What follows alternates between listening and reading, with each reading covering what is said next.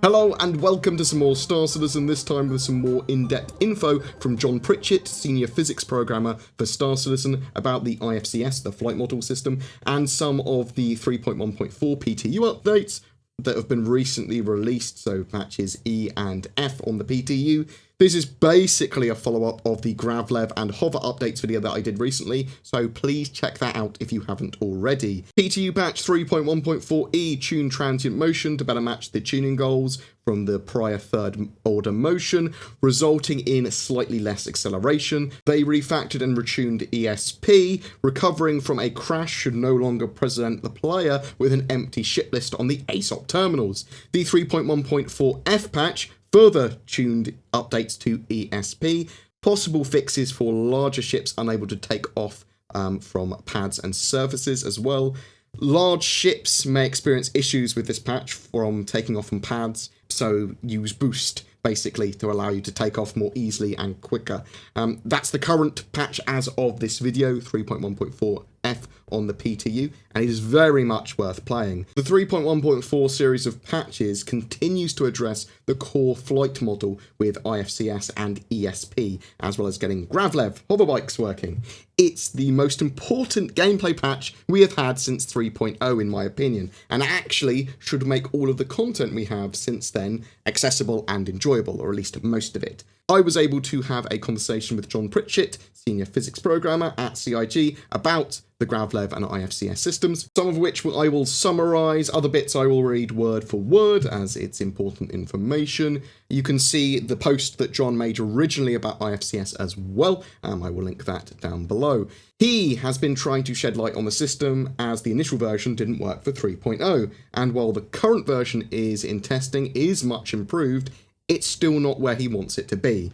3.0 largely broke the IFCS system and left a lot of bugs. Between now, 3.14 and 3.2, there should be significant improvements to IFCS, ESP and Gravlev systems. Gravlev works great on low load servers, but once the load gets too high, the system might not have enough data on the terrain to do its thing. John is hoping to do a post on IFCS in a similar manner to what he did with the Gravlev post. And there's a ton of detail he wants to present about the refactor he did. The last major refactor was in 2.0, so it's been a long time coming. They want to make sure that the core experience of flight and combat feels great and is satisfying. John did go on to say, unfortunately, the tuning isn't really in my hands. I didn't intend for my updates to result in the ships being so OP with higher accelerations, zero slide, and that sort of thing. The designers can tune that however they want. What happened was I switched to a new acceleration curve for the same available accelerations. Just gives you a lot more responsive flight behavior, so without the tunings changing, the ships feel like they're on rails. That will change as tuning continues to evolve. The main thing is the ship is doing exactly what you tell it to do and is always stable. That's what I was addressing in 3.x so far. It's been a bit drunk. The nice thing about my new acceleration curve is that we can have lower accelerations for the same level of responsive control. I'm hoping designers will be less inclined to overpower accelerations just to get the level of control response they want. Also, it's an easier model for them to tune. Jerk is no longer tunable, it's adaptive and dynamic. I just wrote a method to convert from the old model to the new one so that we could get comparable maneuverability rather than supercharged maneuverability. In the next update or two, you should see that. Then, from there, it's entirely up to the designers what flight performance they want. I asked John if he could show me how Jerk and the new IFCS model kind of differ from the old model. I can show you a graph of what the current model looks like and what the new model looks like. This will show the acceleration, velocity and position curves during a change in velocity. So here is a graph.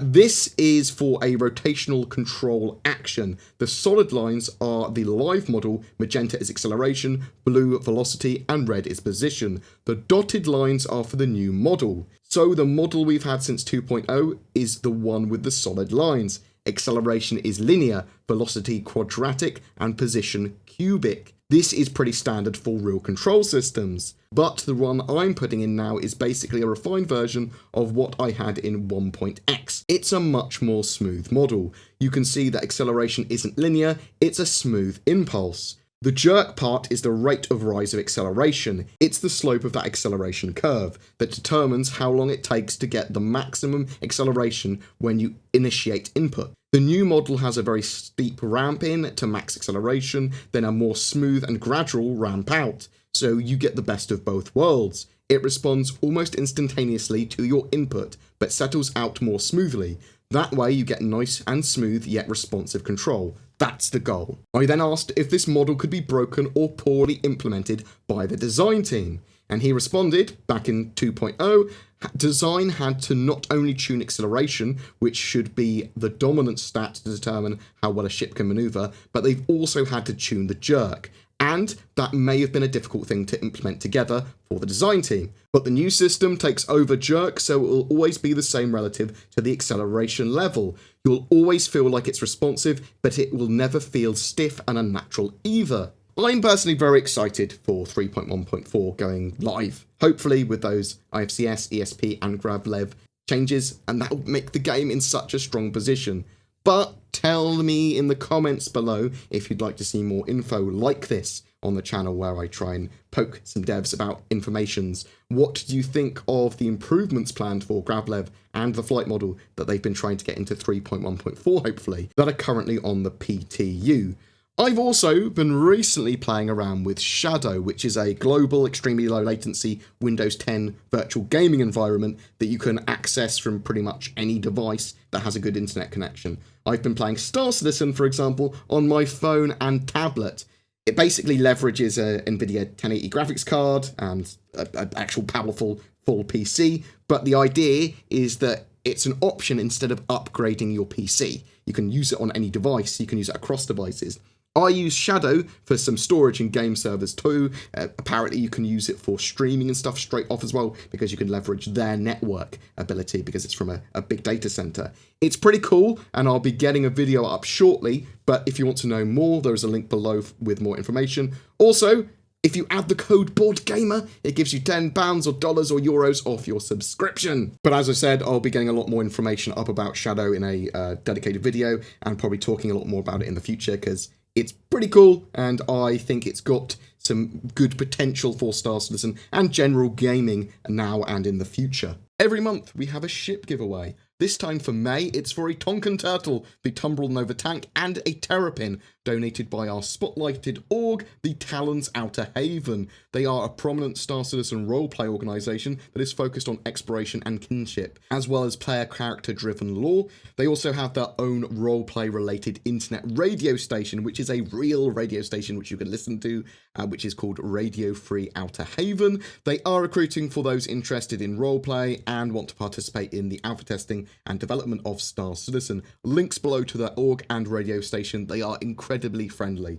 All you need to do to be in for a chance of winning that ship and vehicle bundle is be subscribed to my YouTube channel and then comment on any of my May YouTube videos throughout the month. Each video gives you another chance to win. For more information on anything we talked about, check the links down below. A special thank you to my Patreons and donators. Your support allows me to create the amount of focused content I do. Again, links to further support the channel are down below as well. Please remember to like and subscribe, as it really does help me, as does your feedback. Please take care, guys, and I'll see you in the verse.